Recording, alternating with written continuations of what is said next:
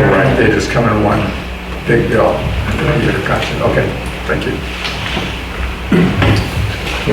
I have a comment.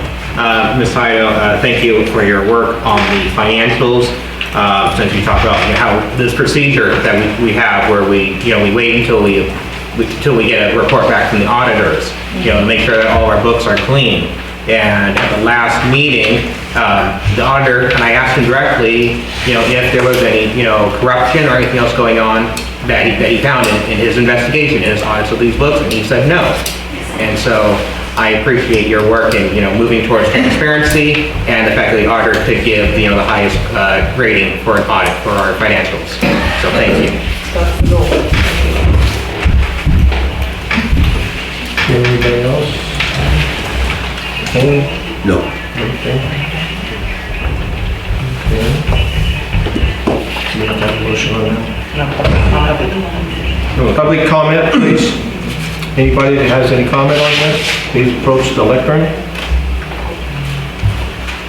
If not, move on. Adopt the mid-year operation and maintenance Q&M budget adjustments by resolution 2024-03. Recommended approval by 3/5 vote. So on pages 446 through 455 of the packet are department by department requests for budget adjustments, as well as at the end a total accounting of requested budget adjustments. We do this every year, one to align with changes in expenses or items that came up that were not anticipated.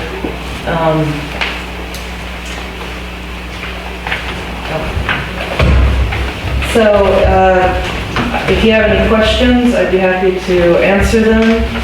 The first 2 pages are a summary, and then the remaining pages are more line by line adjustments on various objects and revenue accounts.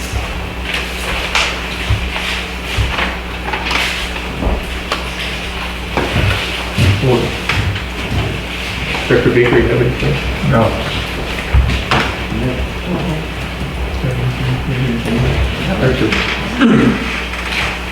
No. Public comment? Anybody approach the lectern?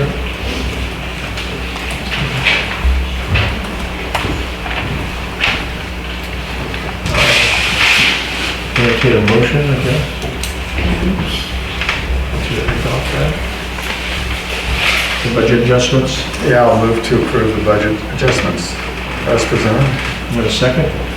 I'll second. I have a motion on the floor by Director Baker to adopt mid-year operation and maintenance budget adjustments by resolution 2024-03, second by Director Gregory. Do a vote. Director Gregory?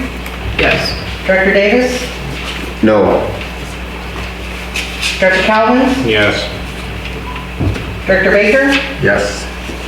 President Smiley? Yes. Passes 4-1, 0 absent. Item 3 is annual board assessment discussion. General discussion by the board. So this item is actually required under the board handbook for the board to annually assess themselves. We don't have a compiled report of the assessment that was sent out to everybody, but if you would like to reflect on your own answers to that and provide some feedback to the board, then this would be an appropriate time to do that.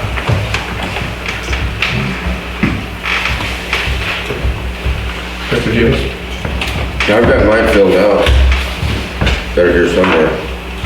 Yeah. But mine, I assess myself pretty good, but there's a few things that I feel that's going on that is,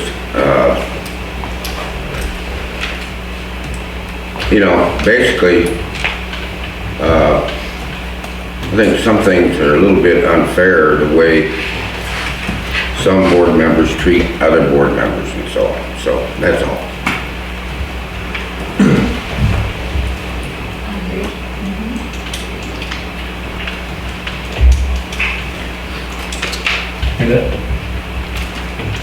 I'm not sure exactly what I know we talked about this last year. I went through big dissertation. Are you wanting a self-assessment as to what? For everybody that did an assessment, if you feel there's something that was part of that assessment that you would like to share with the board, that would be of the benefit of the board, maybe not necessarily your self-assessment, but your assessment of the board as a whole, to help facilitate future functionality, I suppose. Yeah, well, I mean, I apologize, I did not do the review, so I sent it in. I had busy last few months here or so. So, but I can just say off, the top, I think as a board, we work pretty good together. It could be a little bit, I think the discussion is pretty open and we are good about hearing each other's opinions. So,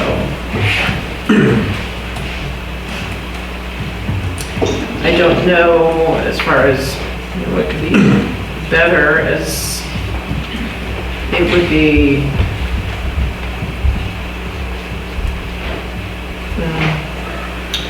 I don't know. I think maybe it's difficult because we have our full-time jobs and then coming here and then wrapping our heads around this. It is very quick, a lot of information, very quick. And I know we try to wrap up a lot in these meetings and everything. I know you have to pack a lot into the agenda, but if there was a little less in the agenda, we'd have more discussion. Maybe that's the only benefit that I could see could be improved. So. I sent mine into council as requested via email.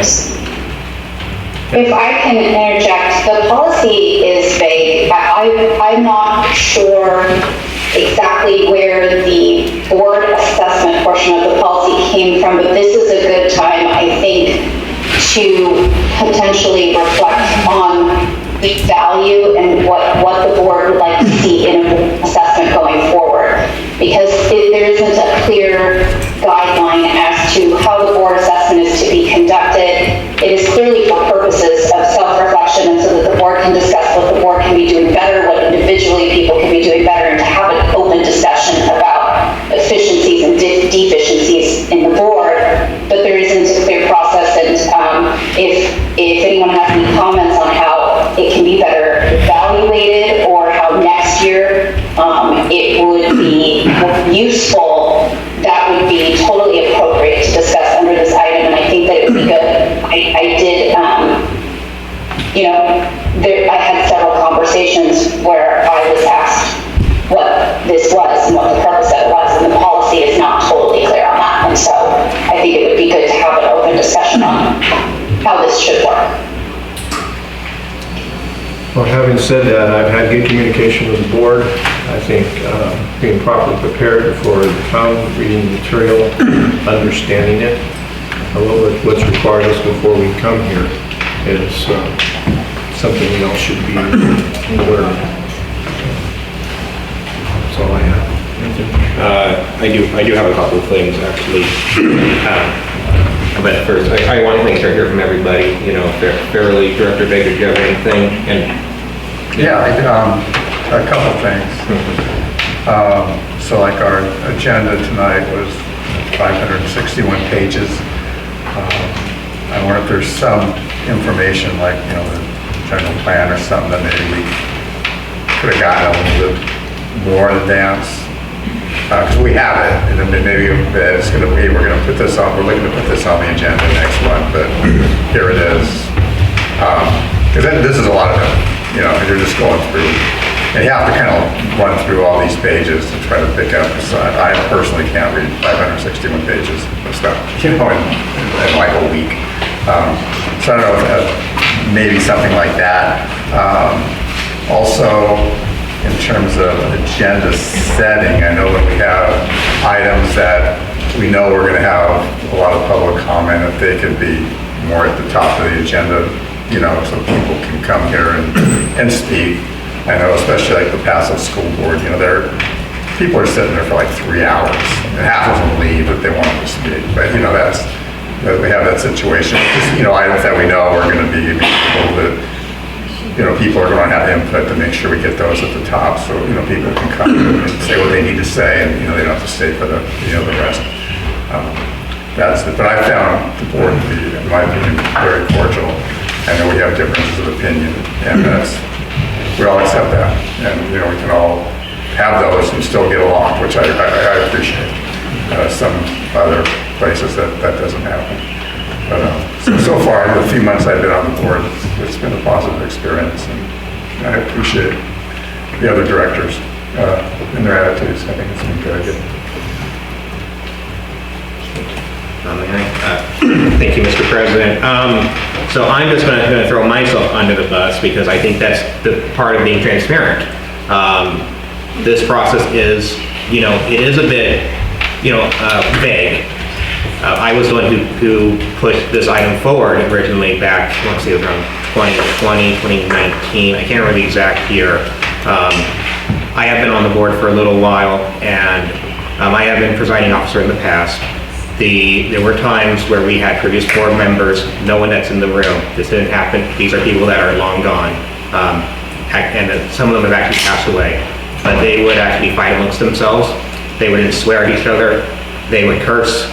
They would make comments that are completely unprofessional. We had people that they didn't want to be there. They were interested in the football game that was going on at the time. And I wanted us to be able to stop and reflect on the things that we were doing. Because the fact that it took us 3 times to actually even do a strategic plan was a bit frustrating. And I do want to thank, you know, everyone, you know, in this room, on this board, for their efforts, and also the previous board members, you know, who are in the audience, for also their input during, even just to bring that item forward, just so we can then kind of start having that conversation, and then we can refine it as we go. So I do want to appreciate that. This item particularly was also a check on the board, because if the board did not do a self-reflection, the board would not get a stipend. That was one of the requirements. We need to be able to stop and reflect on what we're doing and the impacts we have in our community. We do have differences of opinion, like Director Baker has said, but I think that we probably would agree on issues 70% of the time. Director Davis, I know that me and you, we don't always agree on issues all the time, but I appreciate the fact that you have supported me on the landscaping project and on other things, you know, and I want to be able to work with you. I appreciate your input and your experience in the water industry. And one of the things that you brought up, and I've been reflecting on it, you know, even in this room, you know, we have our divisions. We have some very deep divisions amongst ourselves on some very key items.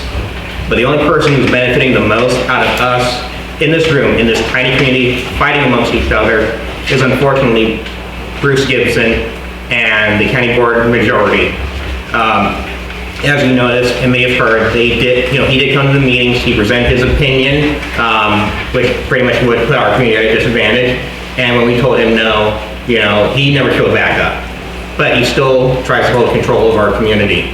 And by us fighting amongst each other, not just this board, but our community, that gives him more power to take away our rights in our community.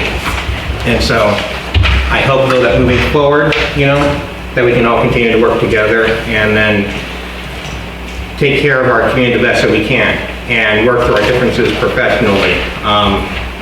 And so I do apologize to you, Director Davis, for, you know, any of the differences that we've had. And so I want to make sure though that we can, you know, work together to stop, you know, Supervisor Gibson. So, thank you.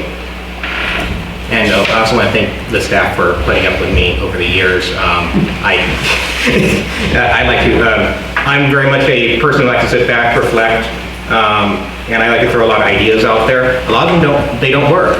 But coming from when I first got on this board, where there were so many problems, and people who just said, sorry, we can't help you. You know, there was a point in our communities, in our board's time when it was asked, hey, can we have, a sheriff's beat station? And people said, no, you can't have that, And now we're trying to work through it, and it may actually become a reality. Government is slow. It's painfully slow. It's awful. But I hope that we can, continue moving our community forward. Thank you. Public comment?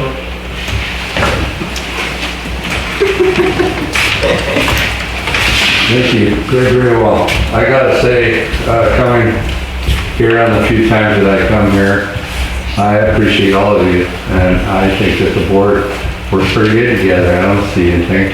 It's like, I'm gonna change your name to Anthony Young Sheldon. I like what you had to say. One thing is, as a person that comes to speak at public comment and you get your 3 minutes, to me, what's hard, and I don't mean hard like I can't sleep at night. When you hear the presentation from staff and then you get your 3 minutes to speak, and then the board says something, but maybe they don't really know, I would hope that at some time on certain strategic things, there could be like a 1 minute rebuttal where somebody could clarify some questions that are being asked by the board, because there's a lot of times I might change what I'm going to say at public comment if I heard your comments first on what you didn't understand. And I understand reading a lot of material. I've been working for 11 years reading this water stuff. I read thousands of pages of stuff every day to go to these different meetings and stuff. But I want to tell you that every time I come here, I appreciate this board and what you guys do. And yeah, everybody's not going to get along. I worked 30 years in an engine house with a bunch of guys, and we were a team, but we didn't always get along. But when we did our job, we were a team, and I appreciate your time. So thank you. Any other public comment? Okay. Next, the discussion regarding the water and sewer services crossing parcel lines. Discuss and provide direction to staff. So at the last board meeting, this was discussed at public comment, and it's coming back at the direction of Director Davis with support of Director Baker to discuss more of why the situation is the way it is and what can or can't be done about it. So essentially what the current situation is that this gentleman, I forget your last name, I'm sorry. Patterson. Mr. Patterson lives on Mission 11th Street. His water service comes from the L Street, or the Mission L Street alley. So it comes from behind his property. And when that service was put in, it crossed the parcel behind his before it hits to the alley. Originally, there was a meter that was put in on the property line on his parcel, with the service line extending past the neighbor's property into the alleyway. In the past, that meter was replaced and a new meter was installed in the alleyway. So the meter that was there before was left there, the service line was left there, a new meter was installed in the alleyway on that service line. So our point of reading was in the alley and not on their property. And this was discussed with the previous owner. Apparently wasn't disclosed to Mr. Patterson. However, it had been like that for quite a while. When he came to public comment at the last meeting, there was a discussion on that the neighbor was potentially or is stealing water through some means after their meter. Whether that's on the service or from a hose bib or something, I'm not sure. However, that's the source of his frustration and why he came to visit us at the last meeting and provided that to you at the last meeting in public comment. So what we're here for today is a little bit of history, but some information about how the district was put together and what we can and can't do about it. And then from there, the board can elect to direct staff to make changes to his service or make changes to policy or not make changes at all. So like in his particular case, the line crossed another parcel to get to his. When those homes were built, the only main available was the main in the alley, which was fairly common for most of the history of the district, that the mains were in the alleys. They connected to the alleys. If you had a property abutting L Street and there was a property between yours and the alley, then your main or your service crossed their property. Very common. We don't allow that anymore, but we don't know how many are like that. Most of I would say 99% of our water meters are on either the street or the alley, and not all of them are on the property they serve, but they are in the street or the alley. In some cases, like this particular meter, it was inside the property and the service crossed another property. So that's less common than having a meter in the alley and having the service line go from that meter across however many properties to get to the one it actually serves. For instance, we have a cluster of meters on 9th Street and Mission Street that actually feed houses that are halfway down the alley. Because the people who built those houses, for whatever reason, I have no idea, I could never find any reason for it, they decided to put meters on the corner of 9th and Mission and run the lines around the block to get to the homes. Like I said, we don't allow that type of activity anymore. That if you put in a new service today or replace the service, it has to be on the property it serves. So that meter has to be within the frontage of that property, and it can't cross any other parcel to get to your parcel. So if that means that you have to go across Mission Street to get your house down, that means you have to go across Mission Street. If it means that you're putting in a line in the alley, that means you're putting a line in the alley. This is for water and sewer. We don't allow them to cross properties anymore. This condition is more prevalent in sewer because it was easier to put in a 6-inch water line or a 6-inch sewer line across 7 properties than it was to just run a new one for each property. However, we don't have really any information about how many are like this. We can guess based on where meters are, but as I tell our operators, almost every time we have a leak, the meter might be at the end of the table, but it might go on your property over here, and it might go back and forth 5 or 6 times before it gets over here to go on your property. That's kind of a joke, but it's kind of not. That it's almost like whoever put it in just used whatever they happened to have on their truck that day, and if it was 50/90s, it was 50/90s. So, I guess what the board needs to look at is what we want, or what the board wants to do about that type of situation. If it's something that the board wants to take on the responsibility of fixing that, generally we don't fix anything beyond the meter. If it's something that the board is willing to assist homeowners in fixing, if it's something that we don't want to touch at all, every situation is different, but the kind of long-term reality is if you volunteer to replace services that don't need to be replaced and relocate services, then we could be the ones moving a service and turning a 4-foot service into a 200-foot service and going across Mission Street. Or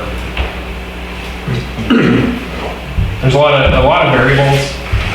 that can drive the cost up. In this particular case, the installation would be fairly simple, but it's an additional cost. It's either an additional cost to the homeowner or it's an additional cost to the district.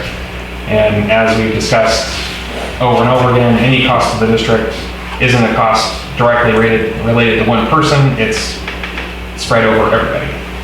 So people who don't have anything to do with it are paying something for that.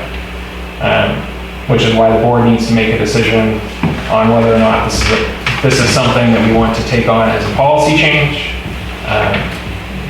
Unfortunately, relocating a service that's not, that wouldn't be otherwise relocated would, to some degree, create a precedent for other homes in similar situations around town. We've been approached numerous times about replacing things because they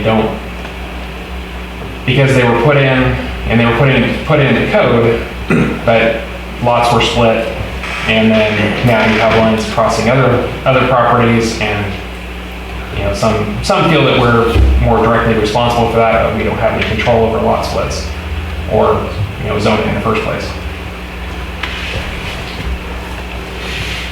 Hopefully some of that made sense. So is there any immediate relief for this customer, Ms. Patterson, right?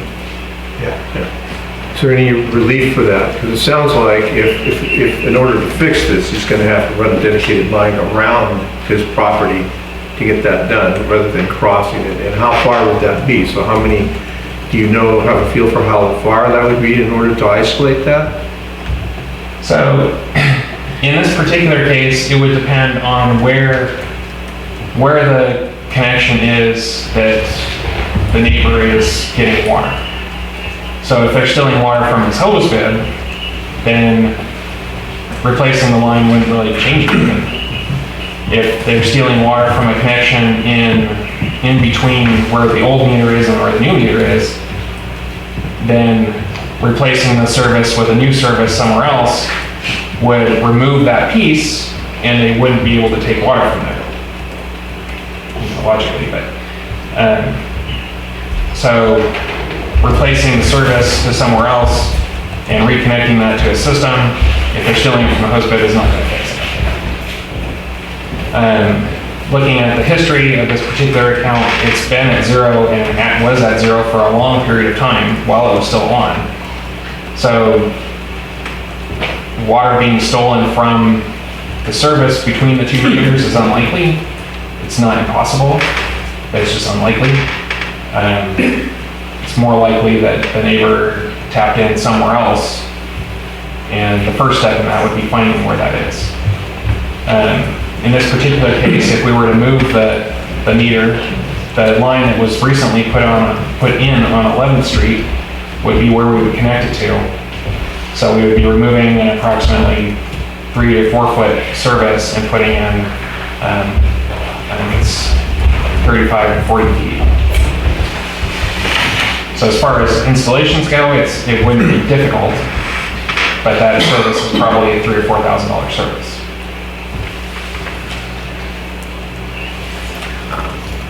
Okay, you have something? I have a lot of things, but I didn't want to.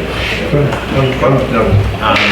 Mr. Dodds, I know our district is small. I know in my agency, they generally have certain pieces of equipment they can find, water running through certain lines, and like a type of sonar or radar. Do we even, I know that equipment is also very expensive. We don't. Do we actually have one of those? We don't have one of those. Okay. The county has a listening device that they graciously will bring up here to help us. Okay. But and if we have leaks or something on our system, they'll come do that. Okay. We generally don't do that on private property. Sure. But again, in this particular case, Mr. Patterson has said that he's seen them using water and it going through, like, that his meter was actively spinning, which would mean that they're using it through something that they can turn on and off. Sure. Which you wouldn't need a leak detector to find that. You would have to basically trace all the lines that you could find coming from that meter. Interesting. I think there's a lot of potential policy solutions, because one of the things we'll need to figure out a way to help Mr. Patterson, but also, I'm looking at long-term, trying to figure out a way how to phase out a lot of these, wonky types of lines that are going on, because from my own experience in the utility world, I've had calls where their service lines, they're not maintained. A lot of times people forget about them. They were put in 1940, whenever, and then there's a tree, and because someone did a shoddy job putting in the service line, the tree taps the root, breaks the service line, they end up with a big bill, all sorts of things happen with them. So I think working on making sure that there's no illegal connections on people's service lines as a policy direction moving forward, trying to figure something out might be a good choice. But there's so many things that, we probably want to figure out how to develop, I don't think it's going to be hard to develop it in a meetings format, because of, that's a very detailed policy that may involve legal in order to get an actual solution, long term. Because we could fix, Mr. Patterson's line, and the problem is that the neighbor, because I have seen it, unfortunately, my other agency, that person, they really did not like paying for their water, so they went and tapped it in another location.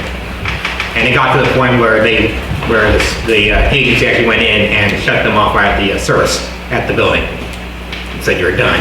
And that was a very bad, very specific incident. But I just want to make sure that if we're going to spend money on it, that it becomes a long-term solution. So our current ordinance for water and for sewer requires the services to be, like as I said, on the frontage of that property. Mm-hmm. So if they're currently somewhere else, if you rebuild something or change something requiring a new will serve or a new connection, then we can enforce that and have them move it. The next step above that would be to create a policy or ordinance that says if you build anything, that you have to replace your sewer connection or have to replace your water connection. That would not fix anything after the meter, but it would basically, through attrition, rejuvenate all the services. So all the old steel lines that are falling apart right now, it would remove those and replace them with new piping, which would reduce leaks on our side. It wouldn't necessarily fix leaks on their side. Sure. As leaks occur and people come to us and say, hey, I had this huge leak or whatever, then we always recommend them that they replace at least the section that was leaking instead of band-aiding everything. But there is some relief there because we do have a leak adjustment policy. So if you come to us and say, oh, I had a huge leak, then we can give you a leak adjustment for that time. It's only once a year, and you have to prove that you had a leak, or there was some other problem. So there is some money relief, but long-term, something does need to be developed to protect the district and to protect homeowners. Absolutely. One of the things that I was thinking about, and it'd be up to my colleagues here, because I'm already working with